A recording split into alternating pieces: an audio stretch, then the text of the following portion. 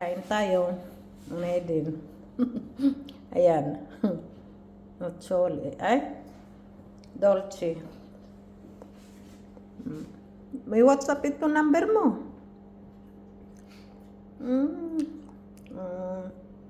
Sicuramente ai filippini piace molto quello.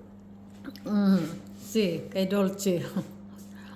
Kagabi, naglagay na kami ng decoration sa tindahan. Yung linalagay namin sa pag December. Para naman maguruganda tingnan. Hindi, sa taas naglalagay kami yung para bang yung green na mahaba. Tapos lagyan namin ng mga palina-palina. Bilog-bilog, bola. Tapos yan. Kagkon or stili man. Para maganda tingnan. Quello dolce come c'è bianco gusta piccolo piccolo. Meron. Quello primo di mais. Mayroon. Christmas light. Linagyan namin. Yung nasa taas yung pinaka-kisame sa gilid, yan, paikot yan, linagyan namin ng green na mahaba na parang dahon dyan na maliliit. Yun. Ayan, kain tayong molido. Hindi ko malaman kung molido to, ano. Parang molido nga eh.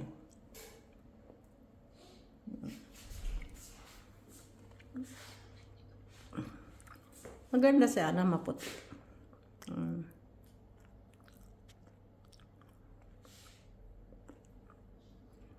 Ayan, kain tayo.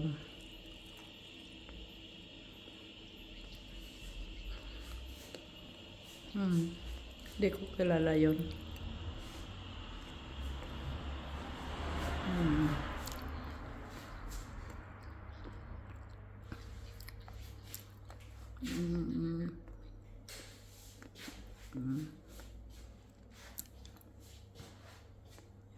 Yan. Merry Christmas. Ayan ang flag ng Pilipinas. Laging nagtatanong ang mga customer. Ayun, flag ng Pilipini. Sabi ko sa kanila. Andito sa loob.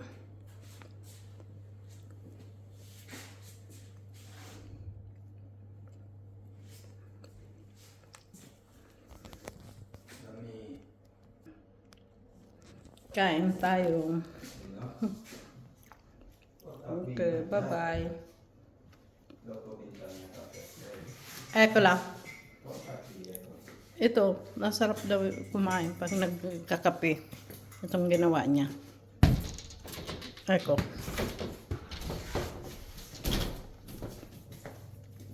Sarap, hindi gaano matamis.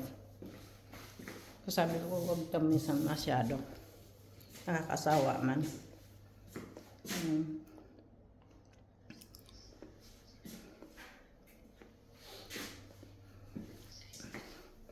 Sa atin. Dalam.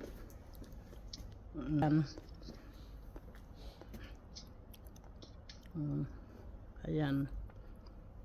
Christmas na. Lapit na ang Christmas.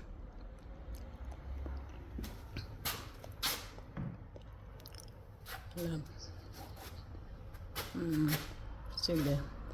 Teka lang. Okay, bye.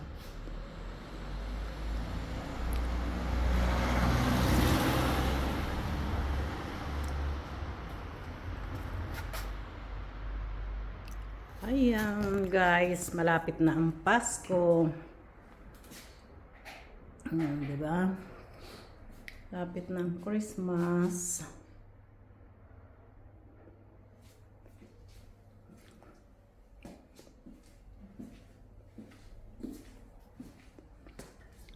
Christmas na.